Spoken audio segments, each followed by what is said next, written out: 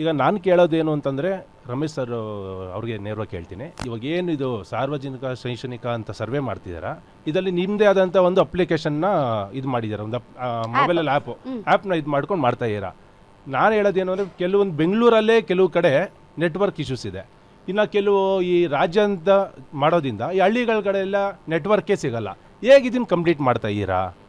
ನಾನು ಏನಕ್ಕೆ ಈ ಪ್ರಶ್ನೆ ಕೇಳ್ತಾ ಇದ್ದೀನಿ ಅಂತಂದರೆ ಇದಕ್ಕೆ ಬಳಸ್ತಾ ಇರೋಂಥ ಇದಕ್ಕೆ ಸಿಂಪಲ್ ಕ್ವಶನ್ ಉತ್ತರ ಕೊಡ್ತೀನಿ. ತಮ್ಮ ಜವಾಬ್ದಾರಿ ಏನು? ತಮ್ಮ ಜವಾಬ್ದಾರಿ ಏನು? ಮುಗಿಸ್ಬಿಡ್ತೀನಿ, ಎರಡೇ ಕ್ವಶನ್. ಇಲ್ಲ ಅದು ಆಯ್ತು, ಇದಕ್ಕೆ ಉತ್ತರ ಕೊಡಿ. ತಮ್ಮ ಜವಾಬ್ದಾರಿ ಏನು ಪಾರ್ಟಿನಲ್ಲಿ? ತಾವು JDS ಅಲ್ಲಿ ಏನಾಗಿದ್ದೀರಾ ಸರ್? ನಾವು ಇವಾಗ ಮುಖಂಡರು. ದಯಮಾಡಿ ಇವತ್ತೇ ಹೋಗಿ ಬ್ಯಾಕ್ವರ್ಡ್ ಕ್ಲಾಸ್ ಕಮಿಷನ್ಗೆ ಅರ್ಜಿ ಕೊಡಿ. ನಿಮ್ಮ you are entitled to give the application. ಇದು ಸರ್ಕಾರ ಖಂಡಿತ ಕಮಿಷನ್ ಕೊಡಿ. ಕಮಿಷನ್ ಕೇಳಿ.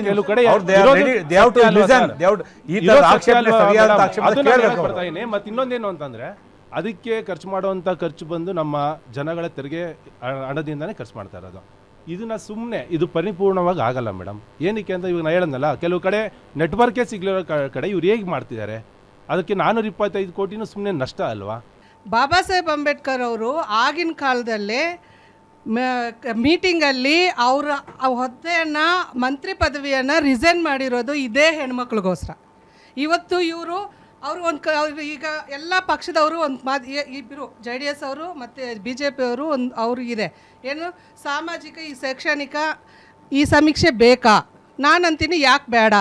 ಹಿಂದುಳಿದವರು ಹಿಂದೆನೇ ಇರಬೇಕು, ಮುಂದೆ ಯಾರೂ ಬರಬಾರ್ದು. ಇಲ್ಲ ಅವ್ರಿಗೇನಾದರೂ ಡೌಟ್ ಇದೆಯಾ, ಇಲ್ಲ ಭಯ ಇದೆಯಾ, ಇವರೆಲ್ಲ ಮುಂದೆ ಬಂದ್ಬಿಟ್ರೆ ನಾವು ಎಲ್ಲಿ ಕಾಣಿಸ್ಕೊಳಲ್ಲ ಅನ್ನೋ ಒಂದು ಮಾತು ಏನಾದರೂ ಅವರಲ್ಲಿ ಭಯ ಇದೆಯಾ? ಸಂವಿಧಾನ ಬೇಡ, ಸಂವಿಧಾನದಲ್ಲಿ ತಿದ್ದುಪಡಿ ಮಾಡಬೇಕು ಅಂದ್ರೆ ಹಲವಾರು ತಿದ್ದುಪಡಿಗಳು ಮಾಡಿದ್ದಾರೆ. ಯಾರು ಮಾಡಿದ್ದು?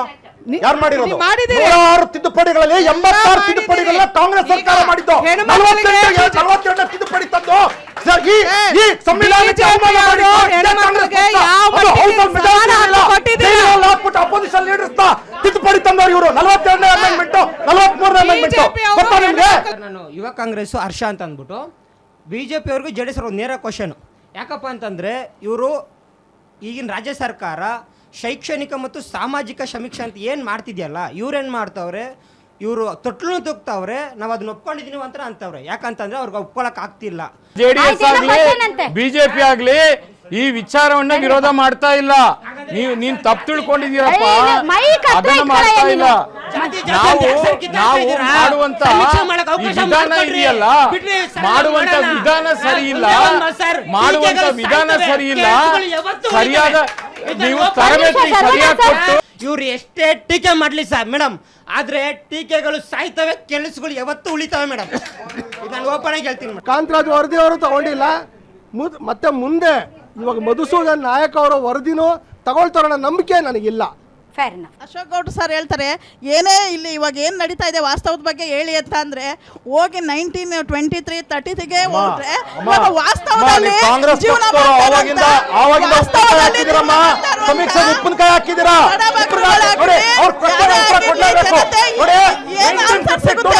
ಕಾಕಾ ಕೇಲೇಕರ್ ಕಮಿಟಿ ಸೆಟಪ್ ಆಗುತ್ತೆ.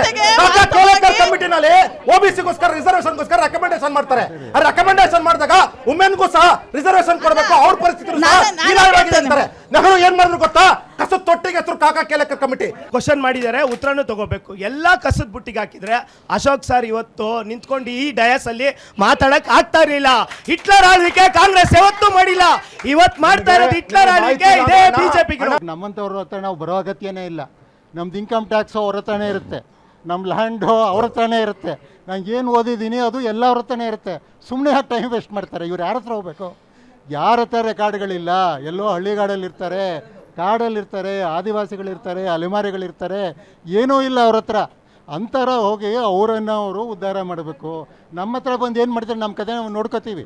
ಸಮೀಕ್ಷೆ ಬೇಕು ಅನ್ನೋದು ಖಂಡಿತ, ಅದು ಕೆಲವೊಬ್ಬರು ನಮ್ಮಲ್ಲೂ ಬೇಡ ಅಂತ ಹೇಳಿರ್ತಕ್ಕಂಥದ್ದು ಸತ್ಯನೇ, ಅದು ಒಪ್ಕೊಳ್ತೀವಿ ನಾವು.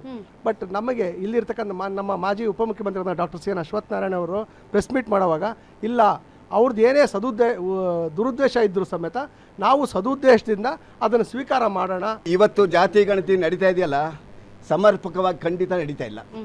ಇದು ಕೂಡ ವೇಸ್ಟೇ. ಸುಮ್ಮನೆ ರಾಜ್ಯದಲ್ಲಿ ಹಣವನ್ನು ವೇಸ್ಟ್ ಮಾಡೋದು, ಬೇಕಾದಷ್ಟು ಖರ್ಚು ಮಾಡಿ ಬೇಕಾದಷ್ಟು ಸೌಲಭ್ಯಗಳನ್ನು ಮಾಡ್ತಕ್ಕಂಥ ವ್ಯವಸ್ಥೆ ಇದೆ, ಆದರೆ ಅದು ಮಾಡ್ತಾ ಇಲ್ಲ. ಇವಾಗ ಬರೀ ಗಿಮಿಕ್ಸು. ಒಂದು ಸುಪ್ರೀಂ ಕೋರ್ಟಿನ ನ್ಯಾಯಮೂರ್ತಿಗೆ ಮುಖ್ಯ ನ್ಯಾಯಮೂರ್ತಿಗಳಿಗೆ ಕಡೆ ಚಪ್ಪಲಿ ಹೆಸ್ತಿರೋ ಅಂಥದ್ದನ್ನ ಇವ್ರು ಏನು ಶೂ ಆಗಲಿ ಚಪ್ಪಲ್ ಆಗಲಿ ಏನೇ ಆಗಲಿ ಅದು ನಮ್ಮ ಕಾಲ್ ಮೇಲೆ ಕಾಲೇ ಹಾಕೊಂಡು ಕೋರ್ಟಲ್ಲಿ ಕೂತ್ಕೊಳ್ಳಂಗಿಲ್ಲ. ಅಂಥದ್ರಲ್ಲಿ ಒಬ್ಬ ಹಿರಿಯ ನ್ಯಾಯವಾದಿ ಅದು ಸುಪ್ರೀಂ ಕೋರ್ಟ್ ನ್ಯಾಯವಾದಿ, ಅವರು ಸಾಮಾನ್ಯರಲ್ಲ, ಅಂತ ಪ್ರಜ್ಞಾಹೀನರಿದ್ದಾರೆ, ವಿದ್ಯಾವಂತರಲ್ಲ. ಆದ್ರೆ ಅಂಥವ್ರದ್ದು ಬಗ್ಗೆ ನೀವು ಏನು ಹೇಳ್ತೀರಾ? ಇಲ್ಲಿ ಜಾತಿ ಜನ್ಮ ಅಂತ ಹೇಳತ್ತಿ ಜಾಡಸ್ಕೊಡಕ್ ಬಂದಿದ್ದಾರೆ. ಅಧಿಕಾರಕ್ಕೆ ಬೇಕಾಗಿರೋದು ನಡವಳಿಕೆನ ನಮ್ಮ ಬಾರ್ ಕೌನ್ಸಿಲ್ನಲ್ಲಿ ಒಬ್ರು ಓದ್ ತಗೊಂಡಿದ ತಕ್ಷಣನೇ ಅವ್ರು ಹೇಳ್ತಾ ಇರೋದು ಏನು ಅಂತಂದ್ರೆ, ನೀವು ಜಾತಿ ವ್ಯವಸ್ಥೆಯ ಬಗ್ಗೆ ಇಷ್ಟು ಟೀಕೆ ಮಾಡ್ತಾ ಇದ್ದೀರಾ, ನಾವೆಲ್ಲರೂ ಹಿಂದೂಗಳು, ಜಾತಿ ಪದ್ಧತಿ ಜಾತಿ ವ್ಯವಸ್ಥೆ ಇದು ಯಾಕೆ ಬೇಕು ಜಾತಿ ಗಣತಿ ಅಂದಾಗ ಒಬ್ಬ CJI ದಲಿತ ಅನ್ನೋ ಮಾತ್ರಕ್ಕೆ ನನ್ನ ಸನಾತನ ಧರ್ಮದ ಒಂದು ವ್ಯಾಜ್ಯಕ್ಕೆ ಅವರು ಈ ತರ ಹೇಳ್ಬಿಟ್ಟು ಅಂತ ಚಕ್ಲಿ ಎಸೆಯುವಂತ ವ್ಯವಸ್ಥೆ ಇನ್ನೂ ಜೀವಂತವಾಗಿದೆ ಅಂತ ಅವ್ರು ಹೇಳ್ತಾ ಇರೋದು.